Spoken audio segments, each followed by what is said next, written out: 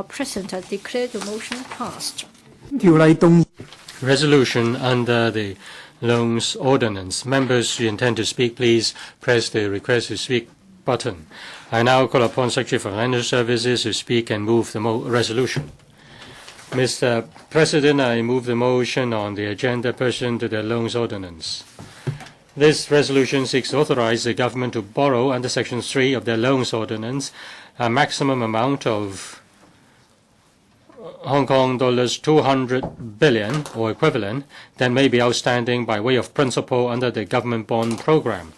To further promote the sustainable development of the local bond market, the Financial Secretary proposed in the 2013-14 budget expanding the size of the government bond program from the current Hong Kong dollar 100 billion to Hong Kong dollar 200 billion so as to provide adequate room for the program to continue. Pursuant to a resolution passed by this Council under Section 3 of the Loans Ordinance on the 8th of July, the prescribed maximum amount of borrowings under the government bond program is 100 million Hong Kong dollars or equivalent at present. The outstanding amount of bonds issued under the program is projected at Hong Kong dollars 87 billion at the end of August 2013, leaving an issuance quota of Hong Kong dollars 13 billion. Such a size is not sufficient for further issuance of government bonds from October 2013 onwards, not to mention meeting the growing market demand and expanding to a scale eligible for inclusion in some of the most widely tracked global bond benchmark indices. The government proposes that the maximum amount of borrowings under the GBP be raised to $200 billion to continue to operate the government bond program in a sustainable manner to demonstrate to investors our determination to develop the local bond market. An enlarged program can cater for increasing demand of local international investors for high-quality bonds issued by public sector to help to promote the sustainable development of the local bond market. Mr. President, the government bond program has been instrumental to the development of the local bond market since its launch in July 2009. We have briefed the Financial Affairs Panel of this Council on the 8th of April and received its support. I invite members to pass this resolution. Thank you. I now put the question to you, and that is the motion moved by the Secretary for Financial Services and Treasury be passed. Mr. Tan Ka-piu, thank you, President. I support the resolution. Now, I think you may be surprised why Labour sector members will be speaking on financial issues. In fact, I'd like to take the opportunity to talk about the MPF. In the speech of the SFST, the administration is proposing to raise the issuance quota to $200 billion. It is not for getting more revenue for the Treasury. It says this is for the development of financial services in Hong Kong, but in fact you can do something else. On the 8th of April, when you briefed, the FA panel members, including myself, actually questioned the issuance of bonds for institutional players. And in the end, what proportion would be used for pension or provident fund? It is a very low level. It is just in the single digit. And then the rest is for I-bond to benefit the public at large. So you have institutional investors and then the I-bond issue. We agree. But if you now increase it by $100 billion, then shouldn't you also do something to untie the knots for Hong Kong public? The Hong Kong MA issued a report in November 2012.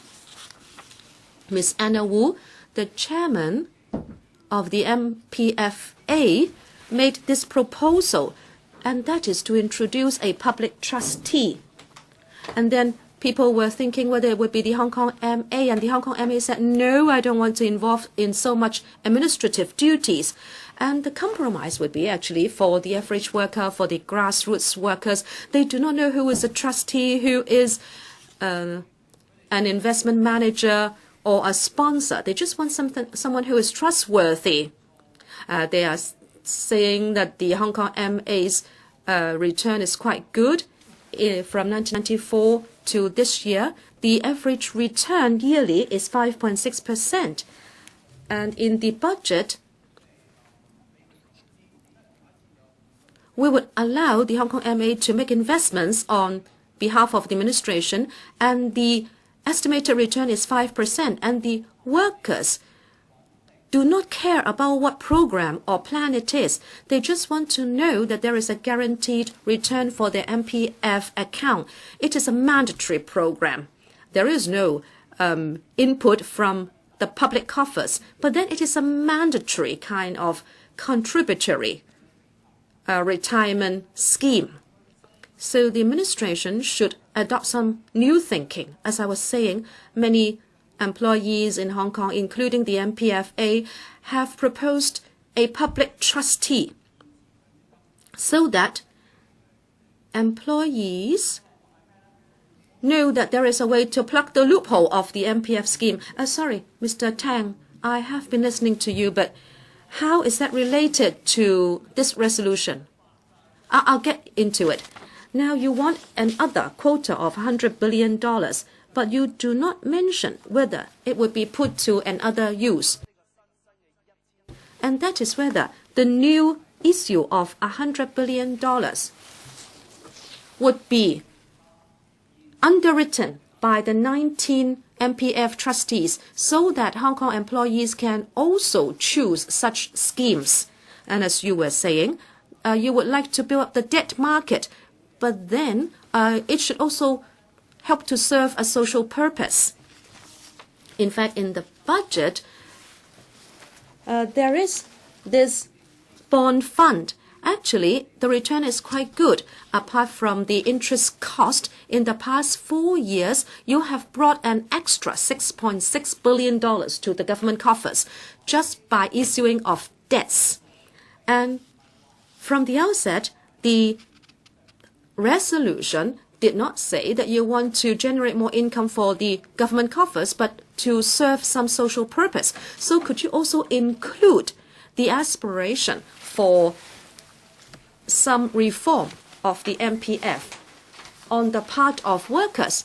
Try use 10 billion, 20 billion instead of the total 100 billion so that they can be plowed into the MPF market. Now the MPF market is very unhealthy. 60% is being spent on equities or stocks, and this is not really for retirement. And I can also see some investor academics, and they said that the I-bond is not that good for seasoned investors. The period of maturity would be for 3 years or 5 years, and funds would be locked up, and those who know how to invest would actually go for more investment tools which would yield a higher return, like in renminbi. And if you are a seasoned investor, then the I-bond is not a very good investment tool. But for the average worker, the average employee, they do not even have a stock or shares account. So could you have part of that 100 billion extra issue quota into the MPF market so that there could be more bond categories for them to choose? Say, for example, the maturity would be for 30 years, 20 years, and the fixed return would be 4%, 5%, so that there would be more choices for the employees. Now you have the employee choice arrangement, and the employees will be able to have more choices. However, now if you do not make your own choice, the trustees would go for the high-risk products. And that is why you are saying you would like to actually provide some choices which would only have medium risks. But now, can you use part of this bond program and make them available for employees? And since the FST Bureau is also charged with the reform of the MPF scheme, you must respond to such voices from the community. And that is, many people would like the MPFA to be one of the trustees, in other words, a public trustee. But even if you can't do it now, could there be some investment programs which could be under the charge of Hong Kong MA so Hong Kong people can regain confidence in the MPF scheme? With these remarks, I hope the administration will respond to my point. Thank you. Mr. Albert Ho. Thank you, President. Back in 2009, when the government formulated this policy to issue I-bonds, I'm sure that the administration remembered that it was the Democratic Party who advocated this. Now, this $100 billion worth of I-bond was very popular. I'm sure that we are pulling in the same direction. We very much hope that we can promote the development of the bond market. We'd like to deepen the market. Second, we like to allow the small investors an opportunity to make investment. At least the dividends will not be any lower than the rate of inflation. But from record, we can see that there is the loan fund set up for the purpose of the I-bond. The Democratic Party voted against it. Now, we cannot support this resolution. Now, we have to explain why we voted against it at the time. We support the objective, and we support the I-bond also, but the resolution proposed by the administration regarding the loan fund wasn't really carefully thought through. The administration told us that we are sharing the same objective. We like to deepen the bond market. We like to promote Hong Kong as very much an asset management center. We like to consolidate our position. There would be more choices for the investors. But in terms of the fine print, it says that the loan fund is there to redeem the bond and also for payment of administrative costs. Now, this is not the objective, and this is the power that you need for operation. This is not the object of the whole exercise, and I don't think we should do it like that. We have to spell out the government's policy in this regard. Second, how we make the investment. The government said that this will be put in the exchange fund for investment to make sure that the risk of investment will be diversified and prudent. The government refuses to spell out the restrictions regarding investment. Third, we urge that a consultative and advisory committee be formed to monitor the operation of the bond. And the government said no, because they said they have a committee within the FSTB. Now, the administration refused our requests for the rules to be spelled out. They cited unfounded reasons to reject our suggestions. So we don't think we would be able to support the resolution at the time.